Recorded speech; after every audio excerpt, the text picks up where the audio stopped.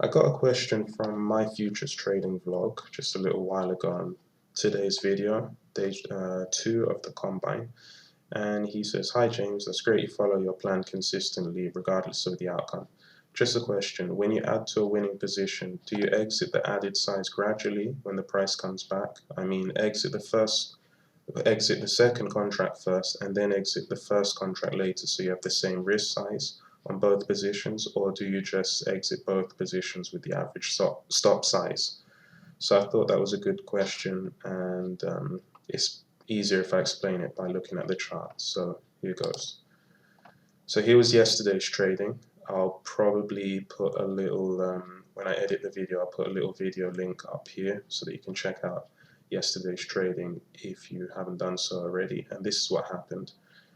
A little backdrop on my method. I have points of action or points of control, whatever you want to call it, zones of action, and there are 2 for each of the 3 patterns that I trade, and wrapped around those patterns there are Fibonacci extensions that center around the golden mean. For those who don't know what the golden mean is, if you're familiar with Fibonacci, it's the sequence that starts with a 0, then there's a 1, then another 1, and then it goes 2, 3, 5, 8, and so on and so forth. If you divide any given number by the preceding number, you come up with a number that is the golden mean, which is 0.618.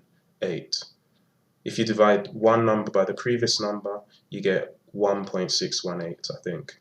And if you divide the prior number by the current number, you get 0.618. So that's why you'll see these fib lines here, and that's where I aim for when I'm looking for targets. So yesterday I got long here, got stopped, -1 risk unit, 1R. Long again here, stopped. So my thought process is that if a trade is going to work to target or near target, I want to be as big as possible so that I push the winners and I limit the losers. So I'm losing, typically I'm losing with 1 contract. Hold on, I'm going to pause the video because I need to cough. Okay, back. This cough's going to kill me. But anyway, so you can lose once with 1 contract, lose my stops 5 ticks. So 10 half ticks or 5 whole ticks on the yen. So you see here I was long at 21.5. I got stopped at 16.5, which is 5 ticks. 5 ticks on 1 contract.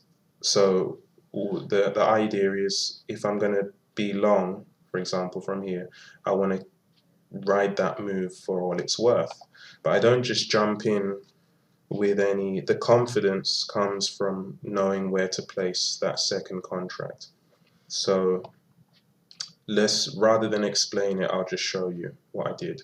So here you can see I look for changes in polarity, and that's just a fancy way of saying when support turns into resistance or vice versa. So how can I find that?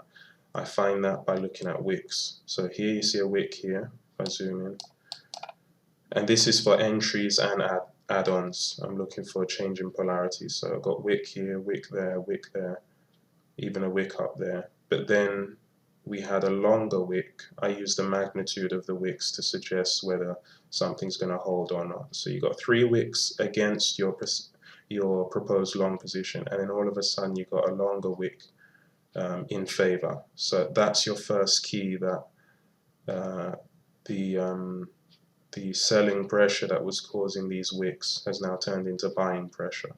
And then I got long here. So then all I do is I'll just bring up a pen. Just a second. So then what I do is I'm long here. So whoops, that's a bit too big. Just a second. Okay, so I'm long here, and I'm just watching the market go up, and I'm looking for 2 things. The first thing is I'm looking for excuse me, I'm looking for enough of a move so that I'm looking for a change in polarity, which happened here. So that's the first thing I'm looking for, a change in polarity. Then the second thing I'm looking for is a place to put my stop. The stop has to be the equivalent or less than the original stop. So a stop placement. And then the third thing I'm looking for is structure. And if all three of those things, or when, usually it's when, as long as you're looking for the right thing, when all of those things combine, you end up with a compelling situation where you should add. So let's look at that with a real world example. I don't want to let this video drag on too long, so I'll just quickly explain. Polarity, change in polarity here, enter. I'm waiting for enough of a distance to put my blended stop. So I'm looking at this wick here, I'm looking at that wick there, I'm looking at that one, and then changing polarity via this big green candle which just swallowed up this attempted three-wave reversal here, 1, 2, 3. So when that happened, that's why you see I added here. And before I do, as I see this situation unfolding, these wicks at highs, I say to myself, if this happens, then that. I use if-then statements. So I said, if this closes above, and I go long at, I think it was, let's check, I go long at 21.5, and I got long here the first time at 12.5. Where's the blended entry going to be? It's 9 ticks between this entry and that entry. That means if I drop down 4.5 ticks from here, I will have the blended entry which was at 17. So now I know the entry is going to be at 17 if this situation unfolds. So let's look at it real time. If you see, as I see that happen, I'm looking, and it's a lot different on the right side of the chart. I appreciate that it's difficult to add to a winner for fear of turning it into a loser. But you add 21.5, and so I know that the blended entry is going to be 17, which is there where I have that horizontal line. And then I say to myself, okay, it's the blended entry is at 17.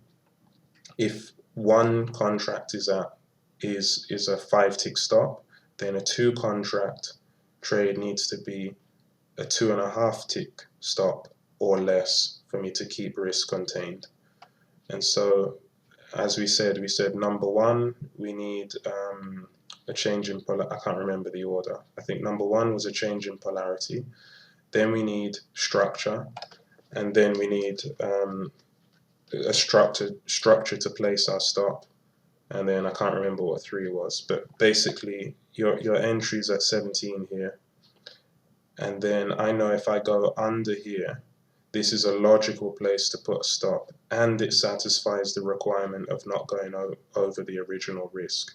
So essentially I'm riding something which for 1 hour I'm doubling my reward for however far I can run the trade, and then I ran it up to this target up here. So that's a very long-winded explanation of what I was doing there. I hope that helps and explains something, and maybe I'll do more videos in the future to explain my thought process. I'll just add one more thing. He also said, he or she also said, well, you know, what happens when you lose? And people have a problem with turning, you know, I could add here and then it could come down here, take this stop out, and then and then zip up to the target.